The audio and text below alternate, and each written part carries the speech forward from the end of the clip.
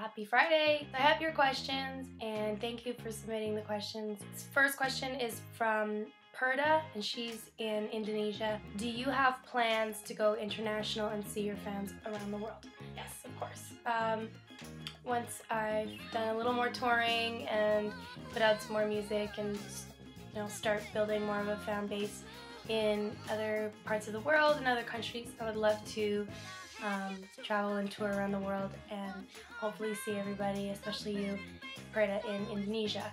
Just give me some time and I'll get there eventually. Hannah Rogerson, she's from my hometown, Ladysmith. What is your favorite song ever written? It's a really tough question, but if I had to pick my favorite song by any artist, I would say Lighthouse by Ernie Halter. And she also asked me what is my favorite song that I've ever written, and I would have to go and say Diamonds.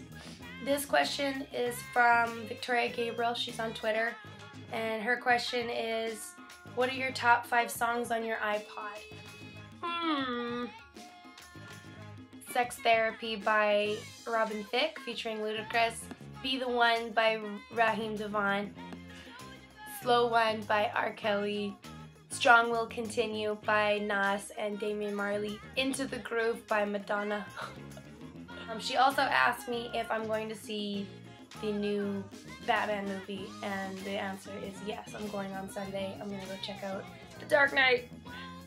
This question is from Tyler Nisi. I'm not sure if that's how you pronounce your last name, but I'm going to say Nisi.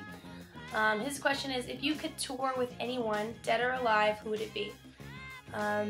First person that comes to mind is Johnny Cash, just because his songs tell such a story. He seems like a drinking and smoking rebel of a man, and I think we would have had a lot of fun together. I'd probably get into a lot of trouble. Also, if I could tour with someone who is alive, I would say Robin. I think she's great. I really love her music. I love her style. I really look up to her a lot. This question is from Jesse Hazen. He's in Toronto. Mr. Mature and Slaves Love were well-known songs to radio stations. Where and how did Stef Lang start? Music industry can be tough. How did you make your break? The first sort of opportunity that I had was competing in the Beat Music Awards in 2006. So I won the competition and sort of got my start there, and started interning at Hip Joint Studios here in Vancouver, and just kind of kept at it for the last few years, and that's sort of where it all began. He also asked, Paper Doll sends out a great message. You say how important it is to be yourself and not to fall for pressure of being someone you're not. Is that something that's hard to do, being in the spotlight, filming videos, photo shoots, shows, etc.? Have you ever felt that pressure? Well, the answer is, of course, every day I feel that pressure. You kind of have to just be yourself and look above it and know that, there's more to yourself and you have more to offer than just, the superficial glamour. Yeah, I do. I feel that all the time is the answer. On August 1st, you have a new song coming out, a summer song. Can you tell us more about it and give your fans a little glimpse of what to expect? This summer song is a co-write that I did with a Seattle rapper. His name is Wisdom, and he's a buddy of mine, and he asked me to write the hook for this track. And it's a really great song. It's very heartfelt, but it's got a great beat. So we did it sort of long distance. Like we didn't sit down in a room and write the song together. It was just like he sent me the track, I wrote it and cut it, sent it back to you. It's really different because it's like I get to collaborate with a rapper, which is not something I do all the time, but I would like to do more of in the future. So I'm excited about that. And the song's called Forever, and it will be available, I believe, on iTunes, but I think they're also doing a free version of it as well.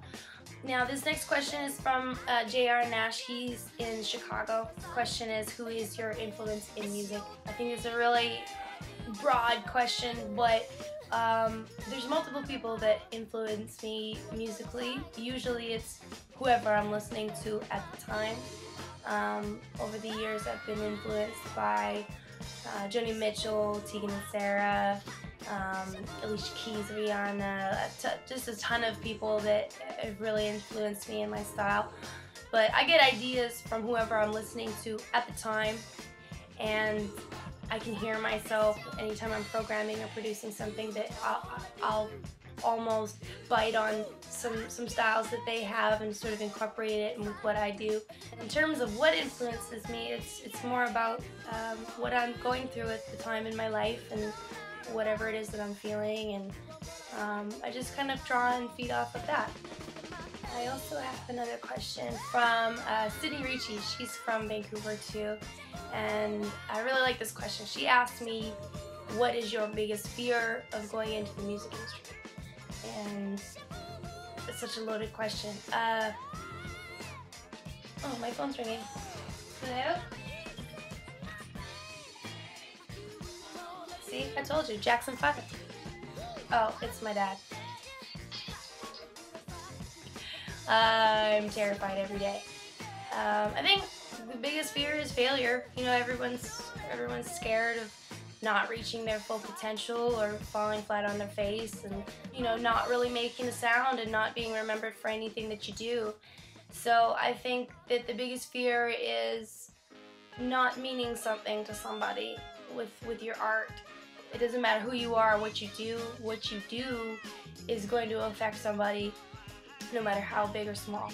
Maintaining integrity to yourself, and you know, for the sake of the love of your art rather than trying to be a success.